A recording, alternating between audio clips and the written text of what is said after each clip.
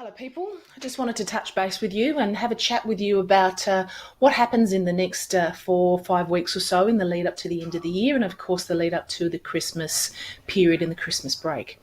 The reason for my commentary today, Lisa, our naturopath, shared a little meme on Facebook about what happens with overwhelm and the kind of things that we might feel. So it prompted me to have a conversation with her to talk about top 10 tips for dealing with end of year overwhelm.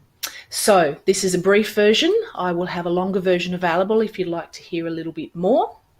First of all, our top tip is to number one, quit sugar. Sugar is something, of course, that gives us a bit of a quick energy high, but the downside is it actually crashes us.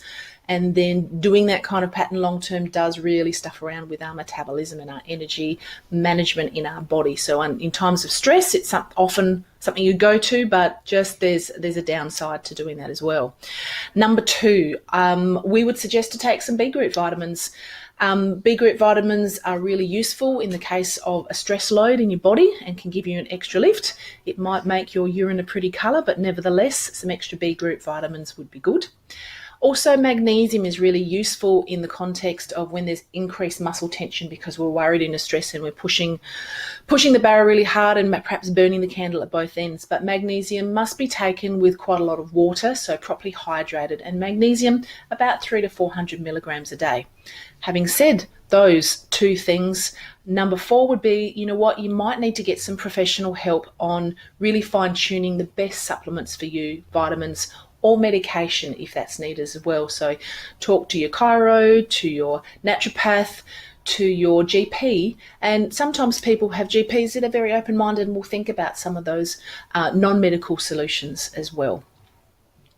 Number five, get a chiropractic adjustment. One of the many things people don't know about adjustments, while they're aware that it sometimes helps you move better, helps you feel a bit better, helps you be aware of your posture, it also has been shown to switch on the part of the nerve system that helps us recover. So when we are stressed, our sympathetic part of our nerve system switches us on to be on guard and be ready to deal with the thing that we got to deal with, be it short-term or long-term stress. But our parasympathetic nerve system is the part that our brain is supposed to switch to when that stress starts to diminish, so we actually recover and rebuild.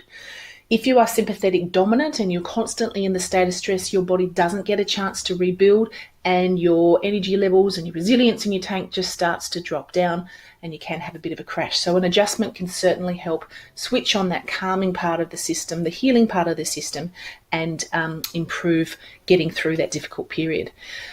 Now, sometimes we're feeling overwhelmed. We might be in an environment, it might be in the workplace, and it starts to really build up within us. Sometimes change your environment. If you're able to, maybe step out of the space you're in, step out of the office, step out the back door, and that leads into number seven, which is breathe slowly. So it's been shown that slow, deep breathing not only increases our oxygenation levels, it switches on the part of our physiology, like I mentioned before, the parasympathetic system, which calms things down physiologically. That then sometimes has a positive impact on the thinking part of your brain to just settle, pause, and then get back to some base level that you feel more comfortable at. Now, on the other side, exercise, and exercising at a rate that might be, say, 70% of your maximum heart rate, so you're actually getting a little bit of a sweat up. That has been shown that when you exercise for a period of time, that when you stop exercising, that you will get a natural endorphin release. That's your body's feel-good hormones that help give you a lift. So you might be dog tired, but even going and pushing yourself for 15, 20 minutes to have a bit of a sweat, you will get a benefit from that. And sometimes it's a good way of letting your brain de-stress in that time as well. After exercise, stretch. None of us stretch anywhere near as much as we should. So number 9 is stretching time. Now, if you're a person who does yoga, you're probably pretty good at that. You know some stuff that you can do either in a class or at home. But some people aren't involved in yoga, and there's plenty of good online stretching that you can look up and just take 5 or 10 minutes to wind that down and elongate that body after pushing itself so hard. My number 10 tip is one I'll attribute to my husband. Don't often give him that sort of grace, but one thing he taught me many years ago, because I have been known to be a bit of a stress head, wound up and get anxious, is that he will say to me, Paula, Does it really matter? Do you really, really have to do that tonight? And so I ask you to put that question to yourself.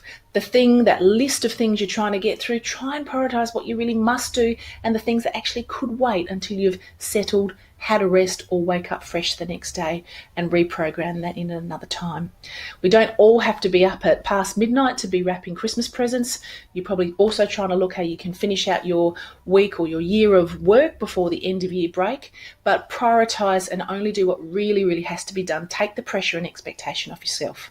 So with that, I leave you those tips. You might find some of them useful. Look after yourself. If you need help, give us a call, ask for